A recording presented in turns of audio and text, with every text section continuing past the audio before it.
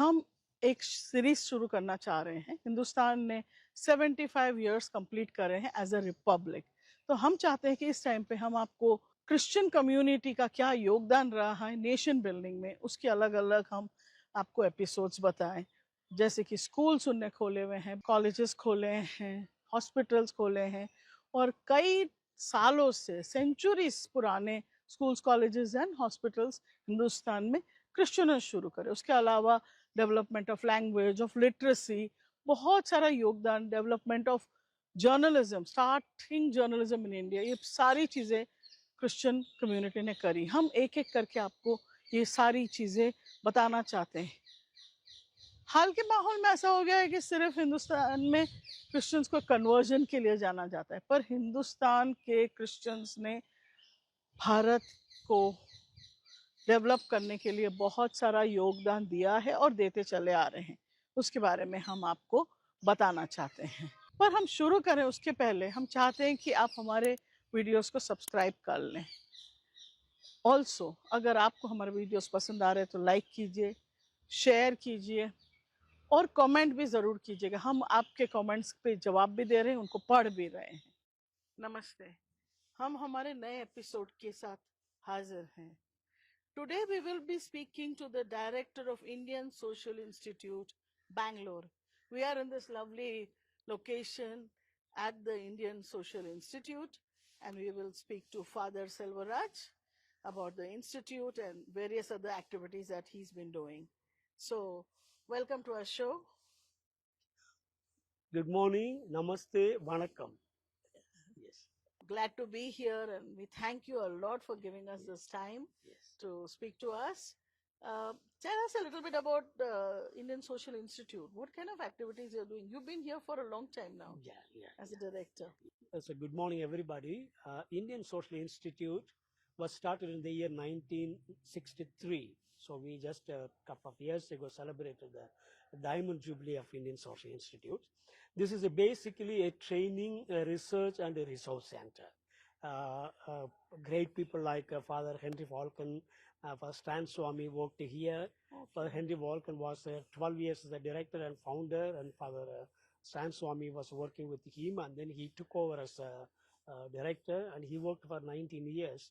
Then, of course, many directors came. I came here in 2012 from ISI Delhi, Indian Social Institute Delhi, as a research coordinator. Then in 2015, I became the director of this institute, which I continued till 2019 July. Then I went back to my province. Again, I came for the second time in 2023 June.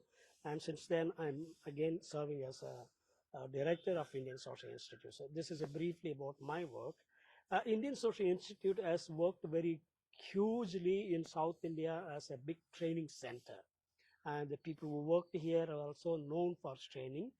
In fact, if you take the number of NGOs in South India, thanks to a place like ISA, which has trained all those NGO heads who are today very actively involved in the civil society organizations, civil society works in the country. So this is it. Currently, we have three activity units. One is social inclusion democracy, which also gives a lot of training. Currently, about 600 youth from 6 southern states are getting trained. And this been kind of divided into two types. One is a basic module and other advanced modules. So in 2 year circle, we finish this training. Then we go for a new training partners and the new trainees. This is one unit.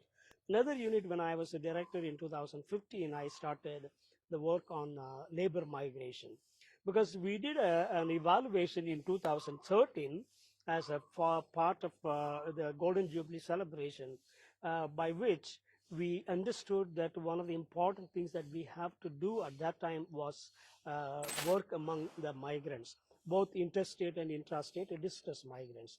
So in 2015, as soon as I took over, I started this unit, and which has been doing very well with the migrants, especially intrastate and interstate migrants here in Bangalore. On four major areas we are working. One is basically helpline to reach out to them in emergency time. And second one is training the people who are working among the labor migrants, both NGOs and also grassroots leaders. And the third thing is about networking with not only with the people who are working among the migrants, but at the national, international, and regional level, were all the people who have got interest into working for the migrants. So that's another one, networking. And the fourth thing which we are moving towards, kind of bringing policy changes into migration issues, because migration is basically a fact which has been there for thousands of years. So it is neither uh, positive nor negative, but it is a fact of life.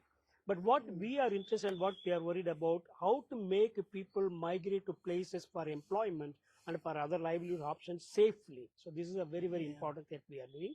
So these are 4 areas that we are working. Again, we also understood the society is so much gripped by xenophobia, that is fear of the other, especially in terms of a caste, in terms of religion. There is a lot of division, there is a lot of dissension, which has been on the increase in the last maybe couple of decades. So we thought we should also work on this issue. That's why in 2023 I started a unit called Peace and Reconciliation unit as a part of our work. So these are the 3 major activity units that are operative. Plus we do a lot of action researches and many other works like national consultation on democracy and the constitution. And we also have an annual program for more than 40 years on social cultural analysis. That's another program. So likewise, we do a lot of program, and Indian Social Institute Bangalore is known for its mobilization, its a collaboration, and its network. So this is in a nutshell what ISI Bangalore is doing now. You are also wearing many other hats. So tell us, you are the founder of the National Dalit Christian Watch. Yeah.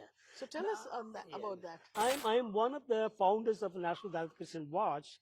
In fact, the first discussion happened in my director's office, in my office here, when Reverend Dr. Vincent Manogaran came, and then we discussed on that matter in 2015, soon after I became the director.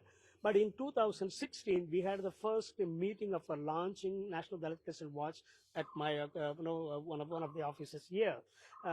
So we basically, a few people, we had an idea, we had a concern, sharing with one another, that most of the NGOs working among the Dalits in general are all Christian NGOs. Are all Christian. But there was very few NGO which worked specifically on Dalit Christian issues for the Dalit Christian community. So this was the background against which we started this National Dalit Christian Watch. Of course, now we have got about 11 people as a governing board member, another more than 20 people as a general body members.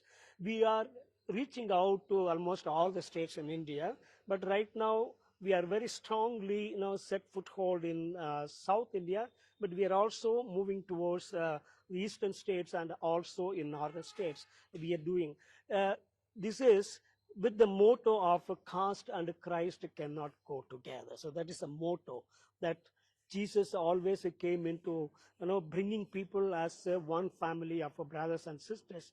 But what we see very unfortunately in the churches, and also particularly Catholic Church, there is a caste division, and then there is a caste hierarchy, which is antichrist in its nature. So this is where we started the work, and we look into mostly the atrocities, the discriminatory practices, and wherever the Dalit Christians are affected, then we would like to step in. But since it's a too vast a land and the issues are too vast, we are not able to adequately respond to that, but we are slowly but very steadily going from state to state to really make our presence felt, and trying to create a lot of youth who can really farm, who can really take up these issues, and we will be kind of a hand-holding support to them. So this is basically about a National Dalit Christian Watch. I'm happy to say that I am also one of the founders of a National Dalit Christian Watch. So tell us, what kind of discrimination is there in the church? I mean, on top of it, you can say it, but you would know better and you could tell Yeah, us. yeah. In 1992, one Father Anthony Raj from Jesuit Madurai province, who had his PhD in sociology from Loyola University, Chicago. So he took up a project supported by Missio in Germany on the discriminatory practice against Dalit Christians in India. Especially, very particular focus was on Tamil Nadu. And he came out with a very shocking reality that there are about 144 different types of discriminatory practices. So I always say, wherever Dalit Christians and non-Dalit Christians are together in a community, in a parish or in a pastorate, whatever you say, and there is some sort or other of discriminatory practices. This has been the experience, this has been the fact in the churches in India. So I cannot name one or two, but we can also say there is a discrimination in vocation, there is a discrimination in appointment, there's a discrimination in admission, in appointments, in the church levels, appointing bishops, or appointing by vicar generals, appointing the chancellors. There are a number of offices down the line, but in everything there is some sort of a discriminatory practice when it comes to the question of Dalit Christian, either priests or pastor or even ordinary people in schools, colleges. There has been kind of discriminatory practices all over the country with all the churches in India. So this is what I would say. Some of them are very major, affecting very, very strongly. Some of them are very nuanced, but practice, discriminatory practice everywhere.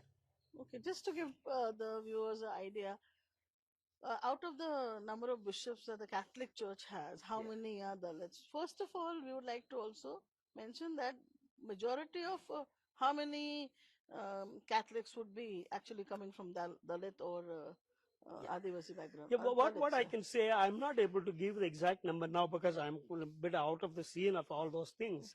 So if you look at the data I'm giving is almost a 10-year-old data, which I'm saying. And again, I'm not able to give exact number in terms of numbers, but I can give more or less the percentage. Out of 8% of the tribal Catholics, we have got nearly 14% tribal bishops. Okay. And out of 65 to 70% of the Dalit Catholics, we have got hardly 5% of the Dalit bishops. Okay. And the rest of them, about 25% of the caste Catholics, we have nearly 80% of the bishops from that community. You be Mangalorean, be Malayalis, or you be other caste, Shudra caste communities like Reddis, or Naidus, or Tamil Nadu, Vellalas, or Kaundas, or whatever caste you call them. So this I look at as a gross injustice done to the Dalit Christian community, particularly Dalit Catholic community.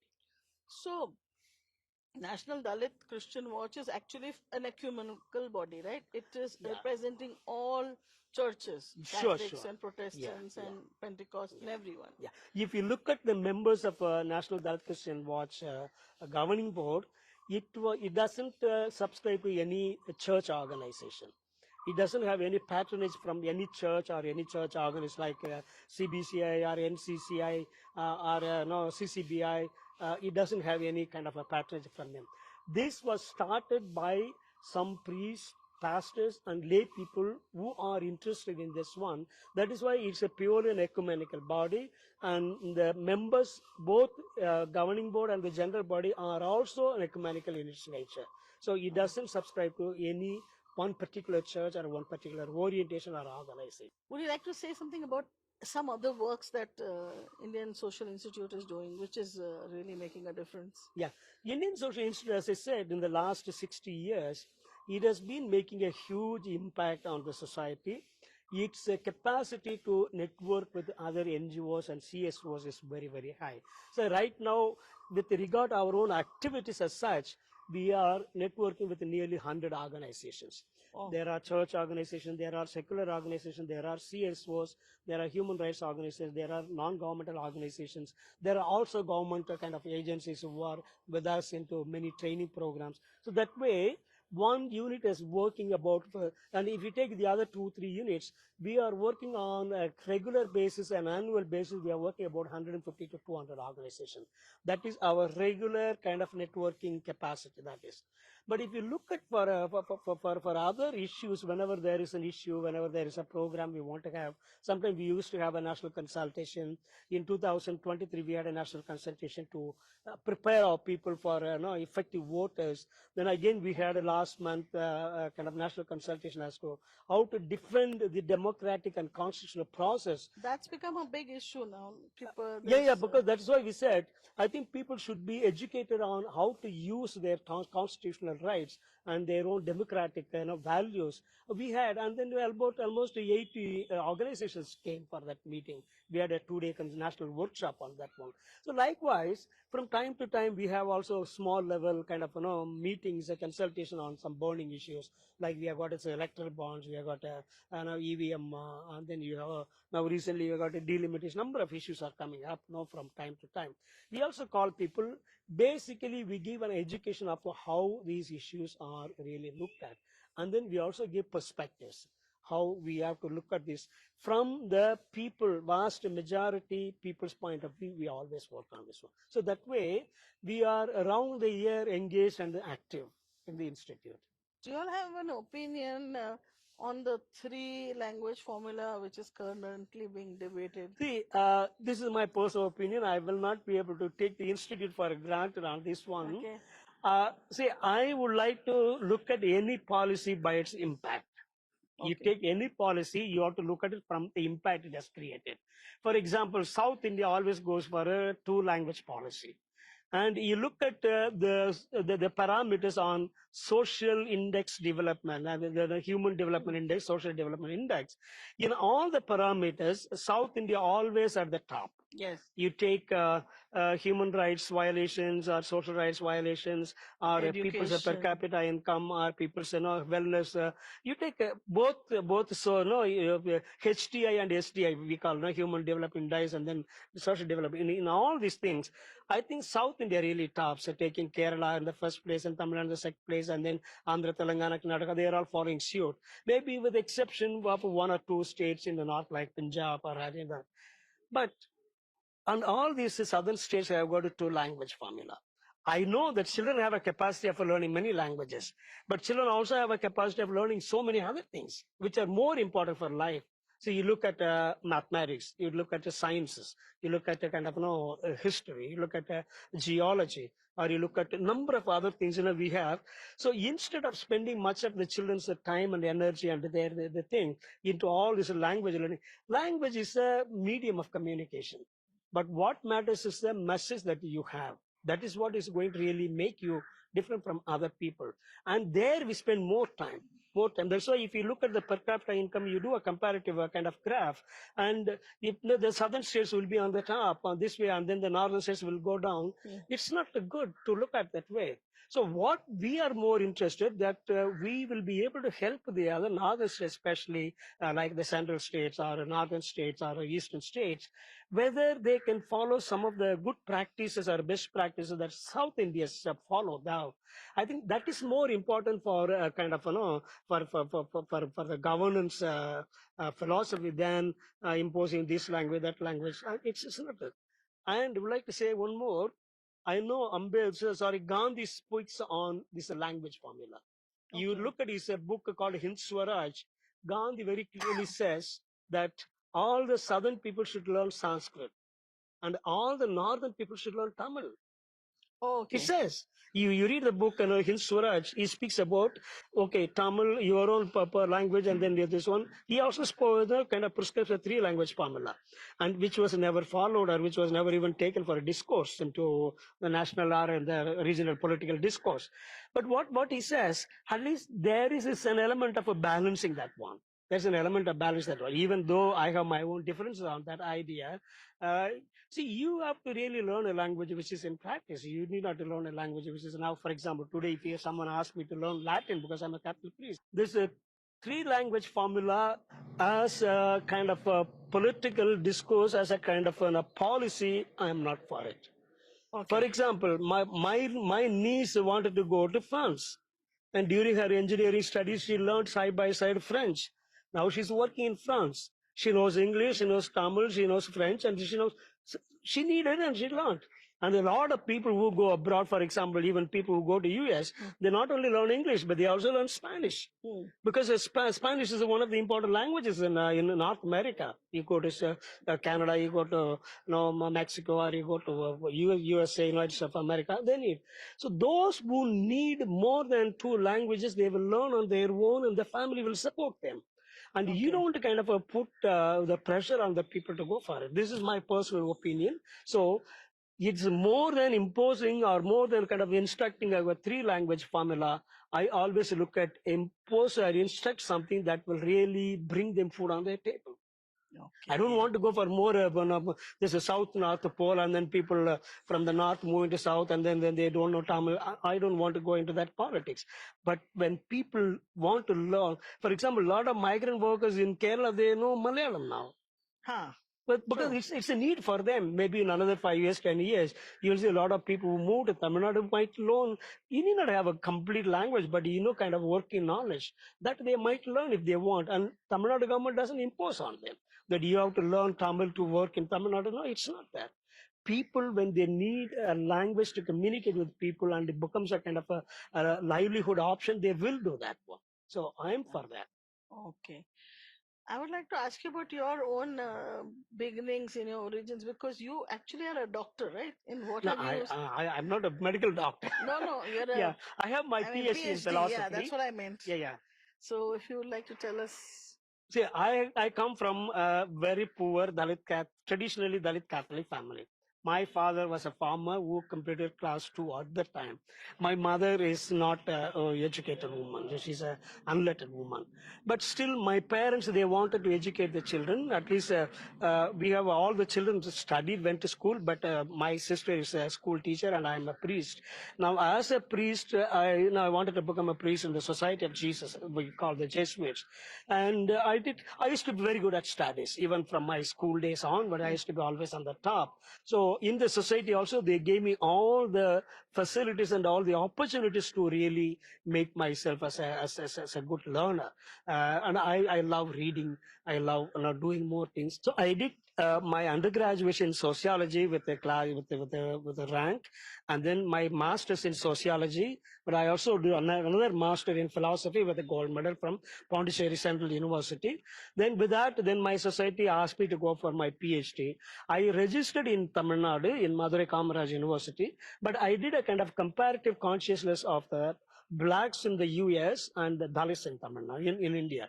So that took me to US to study the real livelihood, the consciousness, black consciousness in the US. And then I registered for 1.5 years at Loyola University, Chicago, which is again a Jesuit university. Then I came back and I submitted my thesis. So I have a PhD in philosophy. A master's in sociology and master's in philosophy and a PhD in philosophy, but on phenomenology of consciousness. That's my specific area. So this is my PhD. But I also write. I have I don't want to give up my reading and writing skills. So I do every year on an average 4 to 5 articles I publish. And to my credit, I have 4 books now. And then nearly 30 articles I published in the last so many years.